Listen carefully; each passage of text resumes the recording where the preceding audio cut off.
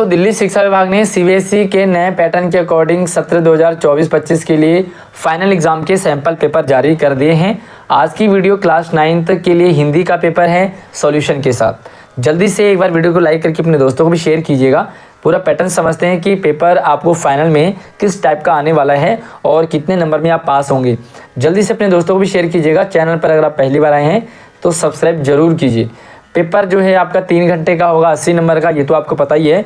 लेकिन आपको फाइनल में कितने मार्क्स लाने होंगे, क्योंकि मिड टर्म का अलग सेशन है, फाइनल का अलग है, साथ में इंटरनल का अलग है, तो कितने कितने मार्क्स आपको चाहिए सब कुछ आपको इस वीडियो में क्लियर हो जाएगा। जल्दी से यहाँ पर देखेंगे तो 4 खंड आपके पास है, का ख ग घ, ठीक है। जो फर्स्ट आपका रहेगा वो अनरीड पैसेज और पोएम, यानी कि अपठित गद्यांश और काव्यांश है। सबसे पहले हम इसे समझ लेते हैं। तो ये जो गद्यांश है ये कबीरदास जी के बारे में है। कबीर हिंदी साहित्य के भक्ति काल के संत कवि थे। कबीर के जन्म और मृत्यु के बारे में अनेक किंवदंतियां प्रचलित हैं। ऐसा माना जाता है कि सन 1398 में काशी में उनका जन्म हुआ और सन 1518 के आसपास मगहर में देहांत हो गया। तो ये कबीरदास जी के बारे में है।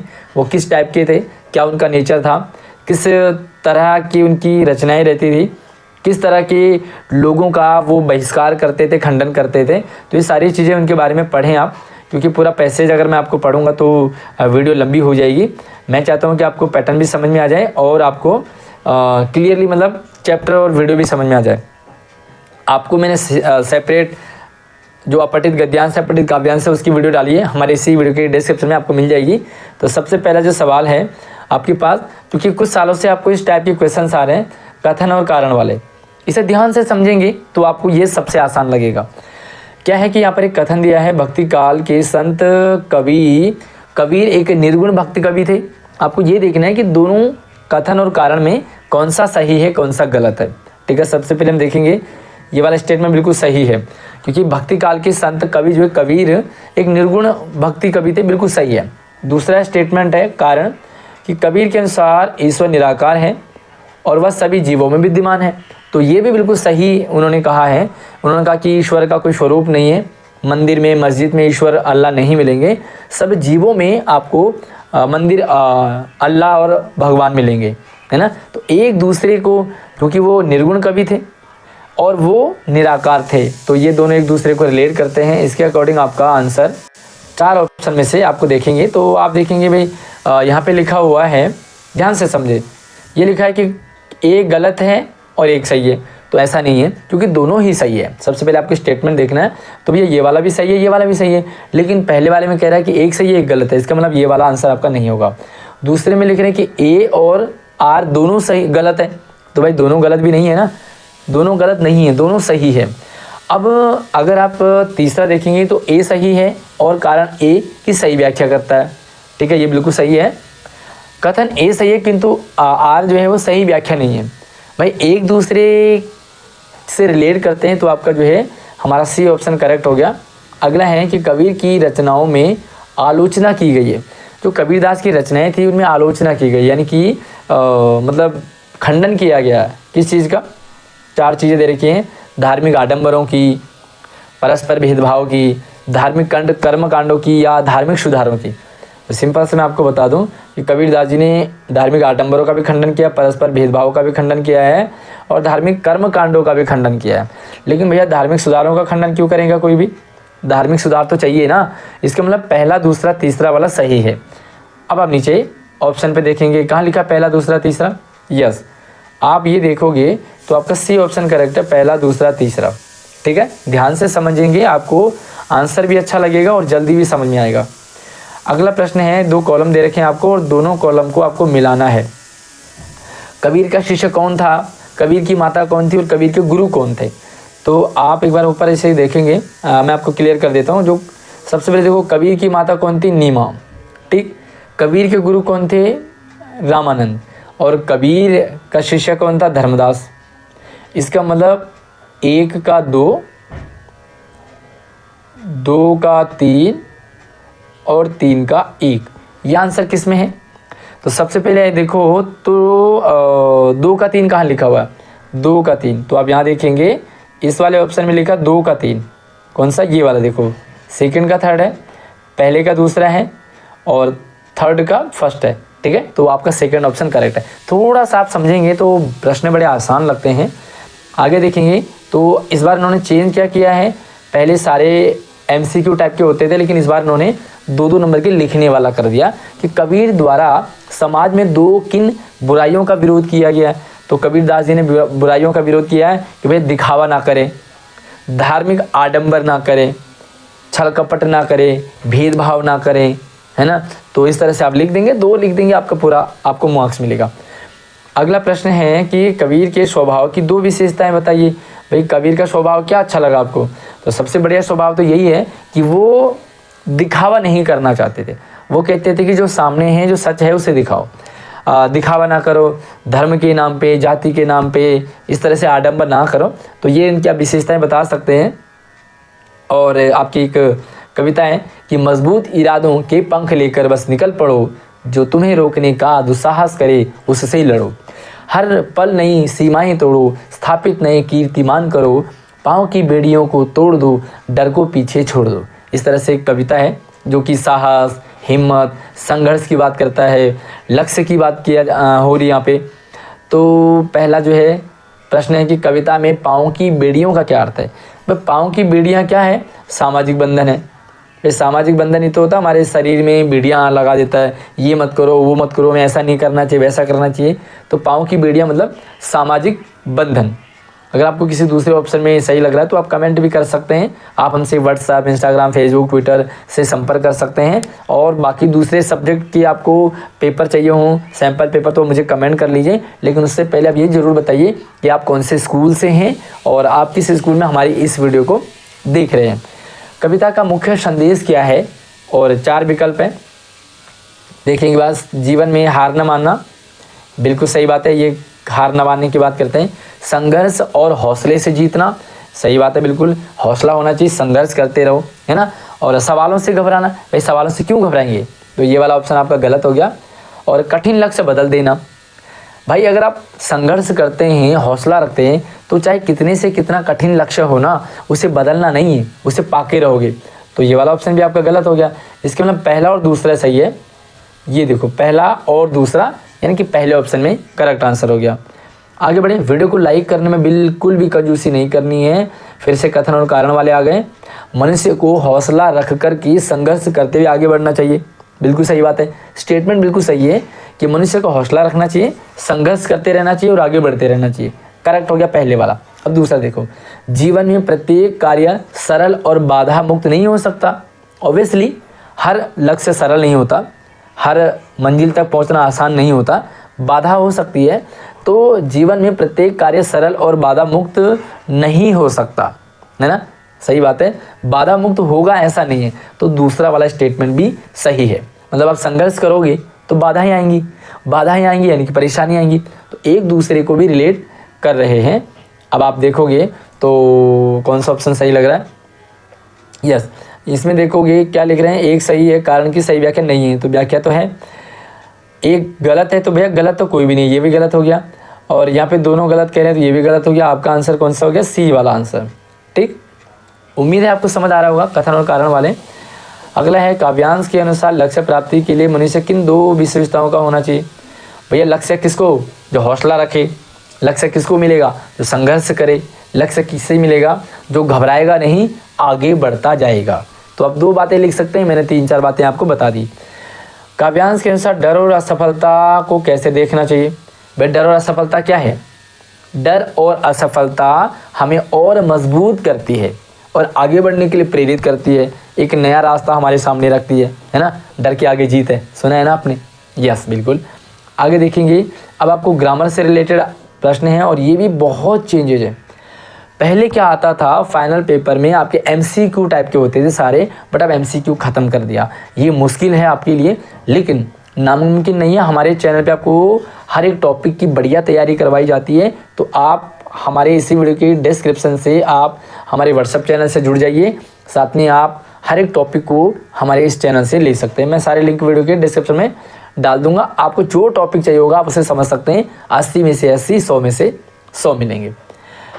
पहला प्रश्न है कि पराक्रम शब्द में प्रयुक्त उपसर्ग पहचान करके लिखिए। तो उपसर्ग आपका पहला वाला परा, ठीक है। मूल शब्द क्या है, क्रम, तो आप लिखेंगे पराक्रम में परा उपसर्ग है। ठीक, दूसरा है निरुपसर्ग से एक शब्द लिखेंगे। हालांकि एक शब्द नहीं आता, आपको दो शब्द लिखने के लिए आते हैं। तो निर से निर्बल हो गया, निर से निर्धन हो गया, निर से निरपराध हो गया, निर्जमा अपराध, बहुत सारे हैं। एक प्यारा सा निर उपसर्ग से रिलेटेड शब्द आप मुझे कमेंट में ज़रूर बताइए, ताकि मुझे लगे कि हाँ आप एक्टिवली पढ़ और समझ रहे हैं। ऐतिहासिक शब्द में प्रयुक्त मूल शब्द पहचानना आपने। तो ऐतिहासिक में मूल शब्द आपका इतिहास। इतिहास कैसे लिखेंगे? इतिहास। इसमें प्रत्यय क्या है? तो प्रत्यय आपका इक प्रत्यय, इतिहास जमा इक, ऐतिहासिक। ठीक, आगे देखेंगे चमकीला शब्द से निहित प्रत्यय बताने। तो इसमें चमक मूल शब्द है और ईला प्रत्यय है। मैं लिख देता हूँ ऐसे, बड़ी ई और ला, ये आपका प्रत्यय हो गया। दार शब्द से शब्द बना सकते हैं, दार प्रत्यय से, चमकदार, हवलदार, सूबेदार, है ना। तो इस दुकानदार, है ना। तो वही जो भी सवाल है ना, एक एक मुझे कमेंट में भी आप बताते रहिए, ताकि क्रॉस चेकिंग होता रहे कि आप समझ रहे हैं। अगला समास से रिलेटेड है। समास की भी पूरी वीडियो डाल रखी है, उपसर्ग प्रत्यय की भी डाल रखी है, शब्द भेद भी डाल रखे हैं, है ना। आपको हर एक टॉपिक, अलंकार भी फिल्मी गानों से, तो हमारे चैनल पे इसी वीडियो की डिस्क्रिप्शन में आपको लिस्ट मिल जाएगी हर एक टॉपिक की, आप जरूर जा करके देखें। पहला प्रश्न है, नवरात्रि समस्त पद का समास विग्रह कीजिए। तो समास विग्रह कहिए, नवरात्रि का समाहार, नवरात्रि का समूह। ठीक है, समूह लिखिए चाहे समाहार लिखें, पूरा मार्क्स आपको मिलेगा। कौन सा समास का नाम है नवरात्रि में? नवरात्रि का समूह। समास का क्या नाम है मुझे कमेंट में बताएंगे, क्योंकि पेपर में समास नहीं पूछा, लेकिन आप मुझे ज़रूर बताओगे। आगे देखेंगे प्रतिवर्ष शब्द में निहित समास क्या है? तो प्रति उपसर्ग है, और जहाँ पे पहला पद उपसर्ग और अव्यय होता है वो आपका अव्ययी भाव होता है, तो दूसरे में अव्ययी भाव होगा। तीसरा देखो, जहाँ पूर्व पद विशेषण उत्तर पद विशेषण है, वहाँ पे आपको कौन सा समास होता है? कर्मधारय। ठीक है, कर्मधारय समास हो गया। बहुब्रीहि समास के उदाहरण बताइए, जिसमें थर्ड पर्सन थर्ड पद इंपॉर्टेंट होता है। तो 10 है आनन जिसकी, अर्थात रावण, तो 10 आनन में बहुब्रीहि समास है। गज है आनन, गज की तरह आनन है जिसका, अर्थात गणेश, तो ये भी आपका बहुब्रीहि है। पीला है अंबर जिसका, अर्थात विष्णु, है ना, तो इसमें भी बहुब्रीहि समास है। इसके अलावा अब पंचवटी शब्द में निहित समास बताइए। तो भैया पहला जो है ना, पंच संख्या है, और संख्या जहाँ होती है वहाँ पे द्विगु समास होता है। अच्छे से मेरा समास समझाया, आपको क्लियर हो जाएगा अच्छे से। तो ये भी क्लियर हो गया। अब आपको वो करना है क्या? वाक्य भेद। वाक्य भेद करेंगे। गया पराये बैलों पर खर्च नहीं करना चाहता था, तो यहाँ पर खर्च नहीं करना है, इसका मतलब निषेधवाचक आपका ये वाला हो गया। दूसरा है, बाल सभा ने बैलों का खूब स्वागत किया, पॉजिटिव है, सरल वाक्य है, तो इसे लिखेंगे विधानवाचक, विधानवाचक। तीसरा है, शायद लेखक का घोड़ा भटक गया, वाक्य भेद बताएंगे। शायद शब्द है, यानी कि डाउट है, कंफ्यूज है, इसका मतलब संदेहवाचक वाक्य हो गया। जिन वाक्यों में एक क्रिया दूसरे पर निर्भर होती है, सिंपल सा संकेतवाचक। जो एक क्रिया दूसरे पर डिपेंड होती है, यानी कि जैसे ही मैं घर गया बस वैसे ही बारिश होने लगी, तो एक सेंटेंस दूसरे पर निर्भर होता है। अगला है आपका सबसे लास्ट वाला, इच्छावाचक का एक उदाहरण आपको बताना है। तो एक उदाहरण मैं बताऊंगा, एक उदाहरण आप मुझे कमेंट में बताएंगे अपने नाम, अपने स्कूल के नाम के साथ। इच्छा यानी कि जहाँ कामना की जाती है, भगवान आपको लंबी उम्र दे। एक और बता देता हूँ, आप इस साल फर्स्ट आओ, तो मैंने इच्छा प्रकट की है, कामना प्रकट की है। अब एक नीचे कमेंट में आप एक सेंटेंस इच्छावाचक का जरूर बताएंगे। आगे बढ़ते हैं अलंकारों पे। आपको अलंकार पहचानने हैं अंडरलाइन शब्दों पे। पहला वाला देखोगे तो ये है कि निरपक होए के हरि भजे, सोई संत सुजान, सोई संत सुजान। सबसे पहले तो देखिए यहाँ पर क्या है, एक ही अक्षर बार बार आ रहा है, श और श, तो ये क्या है आपका अनुप्रास, जहाँ पर एक ही अक्षर बार बार आए। ठीक। दूसरा है करुणा करके करुणानिधि रोए, इसमें दो अलंकार है। पहला अलंकार है क्योंकि क बार बार आ रहा है, करुणा करिकी करुणा, तो 4 बार तो का आ गया, इसका मतलब अनुप्रास अलंकार है। दूसरा इसमें जो है करुणा करुणानिधि, तो करुणा 2 बार आ रहा है, एक बार करुणा यानी कि दया करना, दूसरा करुणानिधि यानी कि कृष्ण, तो कृष्ण के लिए आया है, दूसरा दया के लिए आया, करुणानिधि यानी कि कृष्ण। 3 बेर खाती थी, वो 3 बेर खाती है, तो यहाँ पर देखो बेर शब्द 2 बार आया, हालांकि 3 भी 2 बार आया है, लेकिन 3 शब्द का दोनों बार 3 टाइम ही आंसर है। इसका मतलब 3 में कोई अलंकार नहीं है, बेर में अलंकार है। खाती भी 2 बार आया है, खाती का मतलब भी खाना ही है, कोई अलग अर्थ नहीं है।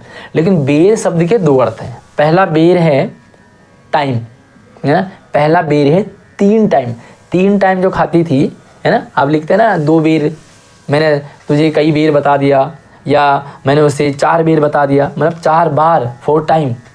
एंड दूसरा 3 बेर खाती है। यहाँ पे बेर जो है ना फ्रूट है, फल, बेर का फल, तो शब्द एक ही है और अर्थ मतलब अलग अलग अर्थ हैं। वहाँ पे आपका होता है यमक अलंकार, है ना।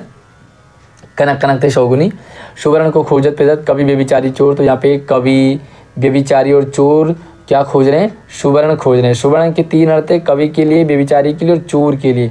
जहाँ पे एक ही शब्द के अलग अलग अर्थ हो वहाँ पर श्लेष अलंकार होता है, ठीक है। आगे देखेंगे तो ये है शीतलता पाना आग से और जल से जल जाना। भाई साहब 2 बार जल का प्रयोग हुआ है, दोनों बार जल का अलग अलग अर्थ है। एक बार जल का मतलब होता है पानी और दूसरा जल का अर्थ होता है जलना, है ना, तो जल जाता है ना कई बार, तो इसलिए यहाँ पर भी यमक अलंकार है। आई होप आपको अच्छे से अलंकार समझ में आ गए होंगे। नहीं आए हैं आप ज़रूर हमारे चैनल पे जाइए और वहाँ पर इसी वीडियो के डिस्क्रिप्शन में आपको वीडियो मिल जाएगी। अगर आपको वीडियो नहीं मिल पाती है किसी भी टॉपिक की तो आप मुझे व्हाट्सएप पे मैसेज कर सकते हैं, इंस्टाग्राम पे कर सकते हैं। WhatsApp number, Instagram ID video के डिस्क्रिप्शन में। अब आपको आपके चैप्टर से रिलेटेड एक पैसेज है, विज्ञापन और प्रसार की सूक्ष्म तंत्र हमारी मानसिकता बदल रहे हैं। इस दिखावे की संस्कृति का फैलाव का परिणाम क्या होगा, ये आपका उपभोक्तावाद की संस्कृति पार्ट से लिया गया है। ठीक है, ध्यान से आप चैप्टर को पढ़ेंगे तो आपको अच्छे से समझ में आ जाएगा। वीडियो लंबी ना हो इसलिए मैं आपको सीधा क्वेश्चंस पे ले चल रहा हूँ। हमारी मानसिकता कौन बदल रहा है, हमारी मानसिकता कौन बदल रहा है, तो देखिए हमारी मानसिकता कौन है, विज्ञापन और प्रचार तंत्र। विज्ञापन और प्रसार तंत्र हमारी मानसिकता बदल रहा है। भाई जैसे विज्ञापन दिखे जाते वैसे हम बन जाते हो जाते हैं। आगे देखेंगे, अगला सवाल है उपभोक्ता संस्कृति का क्या प्रभाव है। उपभोक्ता संस्कृति का क्या प्रभाव है, परमार्थिक भावना का बढ़ना, वर्गों के बीच अंतर का बढ़ना, सांस्कृतिक अस्मिता का ह्रास होना, भोग की आकांक्षाएं बढ़ना। क्या आप ध्यान से देखेंगे तो परमार्थ की भावना तो भैया नहीं बढ़ रही है, ये तो कम हो रही है। दूसरे के बारे में सोच ही नहीं रहे विज्ञापन के कारण, लेकिन वर्गों के बीच अंतर बढ़ रहा है, सांस्कृतिक अस्मिता यानी कि अपनी पहचान कम हो रही है, एंड भोग की आकांक्षाएं बढ़ रही है। यानी कि 2, 3, 4 देखते हैं 2, 3, 4 कहाँ ऑप्शन में, यस सेकंड ऑप्शन आपको मिल रहा है 2, 3, 4 करेक्ट आंसर है। आगे देखेंगे कथन और कारण। उपभोक्ता संस्कृति हमारी सामाजिक नींव को हिला रही है, सही बात है। उपभोक्ता संस्कृति क्या कर रही है, जो हमारी सामाजिक नींव है ना, जड़ को कमज़ोर कर रही है। कारण क्या है, उपभोक्ता संस्कृति व्यक्ति केंद्रितता और स्वार्थ को बढ़ावा दे रही है। भैया स्वार्थ को बढ़ावा देगी तो सामाजिक नींव हिलेगी। सिर्फ मैं, मेरा, मेरे बारे में, तो भैया समाज के बारे में तो सोचेंगे नहीं हम। दोनों सही है, एक दूसरे की मतलब एक दूसरे से रिलेट कर रहे हैं। तो आपका जो है ऐसे कंडीशन में कौन सा आंसर होता है, मोस्टली जो है ए सही है, आर सही है और सही व्याख्या करते हैं। ठीक, आगे देखेंगे अगला प्रश्न है, लेखक के अनुसार क्या गंभीर चिंता का विषय, दिखावे की संस्कृति का फैलना, सीमित संसाधनों का दुरुपयोग, विज्ञापनों की अधिकता, समाज की केंद्रितता का बढ़ना, समाज केंद्रितता का बढ़ना। तो इसका जो करेक्ट आंसर है वो रहेगा दिखावे की संस्कृति का फैलना। ये ऊपर ही लाइन में आया है कि दिखावे की संस्कृति का फैलना जो है गंभीर चिंता का विषय है। आइए अगला देखते हैं, गांधी जी के अनुसार स्वस्थ सांस्कृतिक प्रभावों के लिए क्या आवश्यक है। तो गांधी जी क्या कहते हैं, ये आंसर आप पढ़ेंगे, दरवाजे खिड़कियां बंद रखें और अपनी बुनियाद पर कायम रहें, दरवाजे खिड़कियां खुले रखें और अपनी बुनियाद पर कायम रहें, दरवाजे खिड़कियां खुले रहें और विदेशी संस्कृति को अपनाते रहें, ये तो हो ही नहीं सकता। दरवाजे खिड़कियां बंद रखें और अपनी परंपरा संस्कृति त्याग दें, वे लास्ट वाले बिल्कुल नहीं हो सकते। इन दोनों में सही आंसर क्या है आप मुझे कमेंट में बताएंगे। 2 में से नीचे के दोनों गलत हैं, ऊपर के 2 में ये आपके लिए कमेंट है, होमवर्क का भी, मतलब वीडियो में आपको कमेंट करना है। अब ये क्षितिज कृतिका से सवाल आ गए, देखते हैं। 2 बैलों की कथा पाठ के आधार पे हीरा और मोती के स्वभाव में इन 2 अंतर भाई हीरा और मोती के स्वभाव में क्या अंतर है? सबसे पहला, मोती बड़ा गुस्से वाला था, हीरा शांत स्वभाव का था। ठीक। दूसरा, मोती और हीरा दोनों ताकतवर थे, लेकिन हीरा किसी भी चीज़ को समझ में रखता था और मोती ज़्यादातर ताकत पे भरोसा रखता था। ठीक। अंतर, एक नॉलेज को ज़्यादा इंपॉर्टेंस देता है, दूसरा ताकत को देता है। एक जो है हमेशा मरने मारने की बात करता है, तो दूसरे में सहनशीलता है, ठंड रख, आराम से, कोई बात नहीं। तो अंतर आप बता सकते हैं हीरा मोती में। मेरे बचपन के दिन पाठ के आधार पे उस समय की लड़कियों की क्या दशा को अपने शब्दों में, उस समय की लड़कियों की क्या दशा थी? भाई जब लेखिका महादेवी वर्मा के बचपन के दिनों में क्या होता था कि लड़कियों को बचपन में ही मार दिया जाता था, उन्हें जो है जन्म ही नहीं लेने दिया जाता था। लेखिका कह रही कि जब मैं पैदा हुई थी लेकिन मेरा धूमधाम से स्वागत हुआ, है ना। तो आप लड़कियों की दशा, ना उन्हें पढ़ने लिखने देना, ना उन्हें आगे बढ़ना, क्योंकि जन्म ही नहीं लेने दिया जाता था। प्रेमचंद के फटे जूते, पाठ के आधार पर प्रेमचंद के व्यक्तित्व की दो विशेषताएं। भैया प्रेमचंद के फटे जूते हैं, इसका मतलब वो दिखावा नहीं करते, सादा जीवन उच्च विचार वाली फीलिंग है उनको। वो मतलब उस चीज़ पे पैसा खर्च करना चाहते हैं जो ज़रूरी है, उस चीज़ पे वो पैसा बर्बाद नहीं करना चाहते जो दिखावा है। ठीक है, इस तरह से आप 2-3 लिख सकते हैं। लासा की ओर यात्रा वृत्तांत के आधार पर बताएं कि किसी प्रदेश की यात्रा से हमें उस प्रदेश के विभिन्न देश प्रदेश के विशेष क्या क्या जानकारी मिलती है। तो भाई जब भी आप किसी प्रदेश की यात्रा करते हैं तो वहाँ के भौगोलिक, वहाँ की सांस्कृतिक, वहाँ का रीति रिवाज, परंपराएं, वहाँ का मौसम, है ना, वहाँ के रास्ते, वहाँ एनवायरनमेंट कैसा है, लोग कैसे हैं, खेत वगैरह कैसे हैं, है ना। तो ये सारी चीज़ें वहाँ आप पता लगा सकते हैं, जैसे कि लेखक ने लगाया था। अब आगे जो है कुछ पंक्तियाँ हैं, उनसे आपको आंसर लेने की। मानुस हो तो वही रस खानी, बसो ब्रज गोकुल गाँव के ग्वारन, जो पशु हो तो कहाँ बस मेरो, चरो नित्य नंद की धीनु मझारन। पाहन हो तो वही गिरि को, जो कियो हरि छत्र पुरंदर धारन, जो खग हो तो बशेर करो, मिली कालिंदी कूल कदम्ब की डारन। प्रस्तुत पंक्तियाँ किसके द्वारा लिखी गई हैं? तो भैया ये रसखान के सवैये हैं। सिंपल सा, ज़्यादा सोचना नहीं है, रसखान के द्वारा। ठीक, आगे चलते हैं। प्रस्तुत पंक्तियों में कवि ने क्या इच्छा व्यक्त की है? कवि ने व्यक्त किए नंद की गाय के रूप में जन्म लेना, गोकुल के ग्वाले के रूप में जन्म लेना, पक्षीगण बनकर कदम की डाल पे रहना, कृष्ण की तरह गोवर्धन पर्वत उठाना।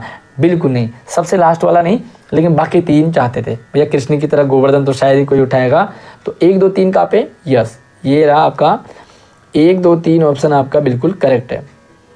आगे देखिए, कथन और कारण वाले आगे फिर से। कवि की भावनाएं कृष्ण के प्रति उनकी अगाध भक्ति को दर्शाती। बिल्कुल सही बात है, कवि चाहता है कि मैं भक्ति करूं कृष्ण की और करता ही रहूं। कवि जीवन और प्रकृति के रूप में कृष्ण से के साथ जुड़े रहना चाहते थे। बिल्कुल सही बात है, वो कहते थे मैं मर भी जाऊं तब भी मैं इधर ही मरूं, जिंदा रहूं तब भी यहीं रहूं। तो पहला और दूसरा दोनों सही हैं, और ऐसी कंडीशन में आपका आंसर होता है सी, ये सही है और सही व्याख्या है। आगे देखेंगे, पाहन हो तो वह गिरी को, यो हरिचंद्र पुरंदर धारण में पंक्ति में कौन सी घटना का उल्लेख किया गया? तो भैया कंस का वध करना नहीं, गोवर्धन पर्वत उठाना। बिल्कुल सही बात है, गोवर्धन पर्वत उठाने की बात की गई है कि भाई जिसने कृष्ण ने गोवर्धन पर्वत उठाया था। प्रदत्त पंक्तियों में निहित भाव है। अच्छा, इन पंक्तियों का भाव क्या है? भक्ति का, वात्सल्य का, वीरता का, दीनता का। तो भैया यहाँ पे भक्ति का है ना। यहाँ पे भक्ति की बात की गई। वात्सल्य तो माता पिता का पुत्र के प्रति होता है, तो माता पिता पुत्र कोई नहीं है, कोई वीरता भी नहीं है और ना ही कोई दीनता गरीबी है, भक्ति की बात की गई है। आगे चलते हैं, कुछ क्वेश्चन से हैं। ओह, यहाँ पे विकल्प भी है भाई। भक्ति, दीनता, पहला और चौथा है क्या? सिर्फ पहला, सॉरी, सिर्फ पहला बिल्कुल सही है। ठीक है, आगे देखेंगे, कुछ क्वेश्चंस हैं। कबीर ने जन्म और कर्म में से किसे महत्वपूर्ण माना है और क्यों? भैया कबीर जी कहते हैं कि भैया आदमी जन्म से महान नहीं होता, आदमी कर्म से महान होता है। जन्म से भले गरीब रहो लेकिन कर्म में गरीब नहीं होना चाहिए। तो कर्मों को महत्व देते थे वो, और कहते थे कि भैया आप जो है ऊंचे कुल का जन्म लिया, आपने अच्छे कुल में जन्म लिया, लेकिन अगर आपकी करनी ऊंच नहीं है, आपके कर्म खराब हैं, तो आपका कुल भी खराब है। ठीक, मतलब आप बेकार हो। तो उन्होंने कर्म को महत्व दिया है। दूसरा है गोपियों द्वारा कृष्ण वर्णित कृष्ण की मुरली की धुन और मुस्कान के प्रभाव को अपने शब्दों में बताइए। ये गोपियाँ कहते हैं कि हम सब कुछ झेल लेंगे, हम सब कुछ कंट्रोल कर लेंगे, अपने आप को बस कर लेंगे, लेकिन कृष्ण की मुरली की धुन सुनते ही हम पागल हो जाती हैं और अपने आप को रोक नहीं पाती हैं, कृष्ण की तरफ खिंची चली आती है।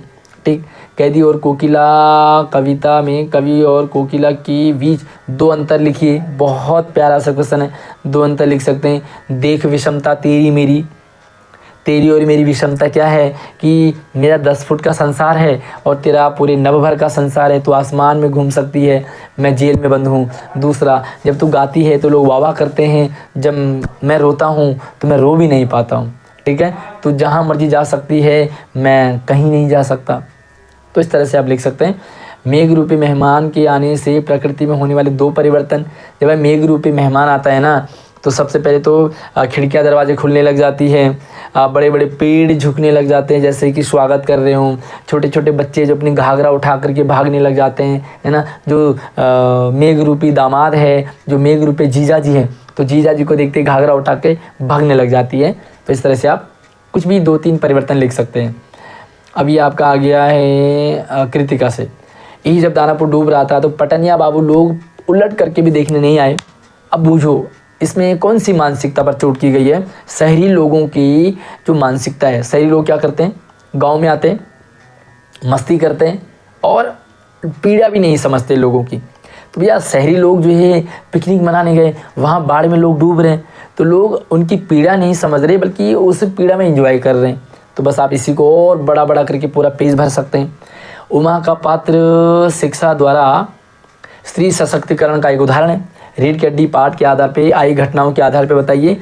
उमा जो है ना रीढ़ की हड्डी में, वो पढ़ी लिखी है, समझदार है और वो ये मैसेज देती है कि लड़कियों को पढ़ना चाहिए और पढ़ा लिखा होना चाहिए। सशक्तिकरण, अगर स्त्री पढ़ी लिखी होगी ना तो अपने लिए स्टेप ले सकती है, सही स्टेप, जैसे उमा ने लिया। मान लीजिए उमा की जगह कोई ऐसी लड़की होती जो पढ़ी लिखी नहीं होती तो शादी कर लेती उससे, लफंडर से, उस लुच्चे से जो हॉस्टल में ताका झांकी कर रहा है, जिसकी रीढ़ की हड्डी ठीक नहीं है और बहुत सारी कमियां। तो आप लिख सकते हैं, बड़ा चढ़ा के लिख देंगे। पाठ मेरे संग की औरतें में लेखिका ने अपने घर की औरतों का वर्णन किया। इसी तरह से आप भी अपने जीवन को प्रभावित करने वाले किसी एक महिला के व्यक्तित्व के बारे में लिखेंगे। भाई बड़ा डिफ़िकल्ट सवाल है। अब लड़कियां तो महिलाओं के बारे में बता देंगी कि मेरी ऐसी टीचर थी या मेरी फलानी थी, लेकिन अब पुरुष यानी कि जो बॉयज़ स्कूल में लड़के हैं उन्हें क्या लिखना है तो मैं बता देता हूँ। या तो अपनी माँ, क्योंकि महिला है तो अपनी माँ का रोल आपके लिए, आपकी भाभी का रोल हो सकता है, आपके पास कोई फीमेल टीचर होगी उसका रोल हो सकता है, आपकी बहन का रोल हो सकता है, आपकी चाची का, ताई का, मामी का, फूफी का, किसी का भी रोल हो सकता है। तो महिला का क्या रोल है आपकी पर्सनैलिटी में, आपको अच्छा बनाने में। अब रचनात्मक लेखन से भैया अनुच्छेद लिखना है। सड़क दुर्घटनाएं कारण रोकथाम। सड़क दुर्घटनाएं क्यों होती है, क्या है सड़क दुर्घटना, मुख्य कारण क्या है, क्यों होते हैं, लोग हेलमेट पहन के नहीं चलते हैं, जल्दबाजी में होते हैं, भागने की लगी होती है, सब्र नहीं है, वगैरह वगैरह वगैरह। बचाव हेतु उपाय क्या कर सकते हैं भाई, हेलमेट पहनो, धीरे चलो, यातायात के नियमों का पालन करो, भीड़ से बचने के लिए फ्लाईओवर का प्रयोग करो, सीमित गति में चलो, मतलब बहुत सारे लिख सकते हैं। सरकार और जनता की भागीदारी, भाई सरकार की भी भागीदारी है, सरकार रोड बनाए, फ्लाईओवर बनाए, रेड लाइट को ठीक ठाक रखें, ख़राब ना हो। जनता की भागीदारी भी है, भाई सरकार चाहे कितने रूल कर दें, अगर जनता नहीं मानेगी ना फिर तो कुछ नहीं हो सकता। तो सर्वे सर्वा जनता है। जीवन में अच्छे मित्रों का महत्व क्या है भैया, आपके जीवन में अगर अच्छा मित्र नहीं है ना तो आपका जीवन खंडर बन जाएगा, नरक बन जाएगा। अच्छे दोस्तों का होना बहुत ज़रूरी है। अच्छा दोस्त हमें कहाँ से कहाँ ले जाता है, वहीं अगर हमारा दोस्त ख़राब निकला ना तो हमारी बैंड बजवा सकता है। बस बड़ा चढ़ा के लिख देंगे। जीवन में मित्रता का महत्व क्या है, अच्छे मित्र में कौन से गुण होने चाहिए, संगति का क्या प्रभाव पड़ता है, जीवन के कठिन समय में सहायता करता है आपका दोस्त, तो किस तरह से आपकी किसने मदद करी, विश्वास और भावनात्मक सहयोग की भावना। तो भाई विश्वास भी होता है दोस्त पे और सहयोग भी होता है। विविधता में एकता, या तो आप वो वाला करें या नीचे वाला। विविधता में एकता भारत की पहचान है। भाई हमारा देश क्या है, इसमें सभी जाति धर्म संप्रदाय के लोग रहते हैं, अनेक बोली भाषा वाले हैं, जाति धर्म वाले हैं, स्टेट के हैं, सब जगह। भारतीय परिवेश की विविधता का परिचय है, एकता की महत्ता, एकता है हमारे पास, चुनौतियाँ समाधान है, बहुत सारी चुनौतियाँ दिक्कतें आती हैं फिर हम समाधान तक पहुँच जाते हैं, मिलजुल के रहते हैं, सारे त्योहार एक जैसे मनाते हैं, है ना। अब आप यहाँ पे आप योगिता या युवराज हैं, आपकी बड़ी बहन ने 12वीं कक्षा में प्रथम स्थान प्राप्त किया है। इस अवसर पर बधाई देते हुए आपको क्या करना है, पत्र लिखना है। भैया सम्माननीय बड़ी बहन जो भी नाम लिख देंगे और लिख दें कि भाई आप कैसे हो, मैं ठीक हूँ और घर में सब ठीक है, हाल चाल बढ़िया है। अच्छा बहन, आपको पता चला कि आपने 12वीं में टॉप किया है, CBSE टॉप किया है, आपका नाम अखबारों में आया, मुझे प्राउड फील हो रहा है, गर्व महसूस हो रहा है, मुझे बड़ा अच्छा लग रहा है, मैं भी तुम्हारी तरह बनना चाहूँगा या चाहूँगी, मुझे भी आप अपने जो टिप्स देना, नोट्स देना, पढ़ाती रहना, बस भर दो, आप दीदी की तारीफ़ कर दो थोड़ी सी। अथवा आप मीनल या मिहिर हैं, आप विज्ञान क्लब के अध्यक्ष हैं, अपने क्लब कालांश में जो आपकी जो लैब का पीरियड है उसमें विज्ञान के विभिन्न मॉडल की प्रदर्शनी के लिए विद्यालय में विज्ञान दिवस के आयोजन हेतु, अच्छा आप चाहते हैं कि आपके स्कूल में विज्ञान दिवस लगे ताकि आप विज्ञान से रिलेटेड ज़्यादा चीज़ें एक्टिविटी कर पाओ, प्रैक्टिकल कर पाओ, है ना। तो आप इसके लिए पत्र लिखेंगे अपने प्रिंसिपल को कि आपके स्कूल में विज्ञान दिवस लगाया जाए। आप महक है मोहित हैं, पिछले सप्ताह आपने एक ऑनलाइन वेबसाइट से एक दीवार घड़ी खरीदी, अब जो ख़राब हो गई। आपने ऑनलाइन कोई दीवार घड़ी खरीदी है ना बड़ी सी, अब वो खराब हो गई, तो इसकी शिकायत आपको करनी है उपभोक्ता में। तो उपभोक्ता सेवा में आप 100 शब्दों का ईमेल लिखेंगे। ईमेल लिखने का पैटर्न आपको बताया है, इसी वीडियो के डिस्क्रिप्शन में आपको वीडियो मिल जाएगी, जा करके जरूर देखें। या तो आप ईमेल लिखेंगे या आप लघु कथा लिखेंगे। लघु कथा बड़ा आसान होता है, आपको टॉपिक दे रखे, रात को चोरों का घर में आना, आपके द्वारा घर के सदस्य की जान बचाना, बुद्धि और बहादुरी का प्रदर्शन आपने किया, अखबार में नाम आ गया, पुरस्कार मिल गया, है ना। तो एक छोटी सी कहानी बनाएंगे इन टॉपिक्स को लेकर के, बड़ी आपके लिए कोई दिक्कत नहीं आएगी। नीचे संवाद लिखेंगे आप। अपने आसपास की सड़कों की स्थिति सुधारने के लिए 2 विद्यार्थियों के बीच में, भाई आपकी गली की हालत ख़राब है, सड़कें ख़राब है, टूटी फूटी है, पानी जमा होता है, कूड़ा जमा होता है, आप उनको ठीक करवाने के लिए 2 दोस्त आपस में बातें क्या करेंगे। तो आपको बताया मैंने संवाद कैसे लिखते हैं, पहले एक दोस्त बात करेगा, फिर दूसरा, फिर पहला, फिर दूसरा, फिर पहला, फिर दूसरा, इस तरह से संवाद को आगे बढ़ाएंगे। या तो संवाद लिखेंगे या आप सूचना लेखन तैयार कर लीजिए, ठीक है। तो दोनों में से एक अच्छा है। तो ये था आपका वो पेपर जो इस साल आपको पैटर्न में आएगा। इस साल आपका MCQ बहुत कम है, सिर्फ 8 से 10% MCQ हैं, बस आप उनके भरोसे ना रहें, पूरी पेपर की अच्छी तैयारी करेंगे। और मैंने सारे टॉपिक अपने चैनल पर डाले हैं, आप ज़रूर जाइए, देखिए, समझिए। कोई डाउट रहता है तो आप मुझसे व्हाट्सएप, इंस्टाग्राम, फेसबुक, ट्विटर कहीं से भी संपर्क कर सकते हैं। लेकिन फर्स्ट ऑफ ऑल आप मुझे जो भी डाउट क्वेरीज है कमेंट ही करें। जब ज़्यादा प्रॉब्लम हो, आप कमेंट में ना पिक कर पाऊँ तो आप मुझे व्हाट्सएप, इंस्टाग्राम पे पूछ सकते हैं। अगली वीडियो मिलते हैं, आप और भी सब्जेक्ट के वीडियोज़ को इसी वीडियो के डिस्क्रिप्शन में डाल दूंगा। अगली वीडियो मिलते हैं, तब तक आप अपना ख्याल रखिए। जय हिंद।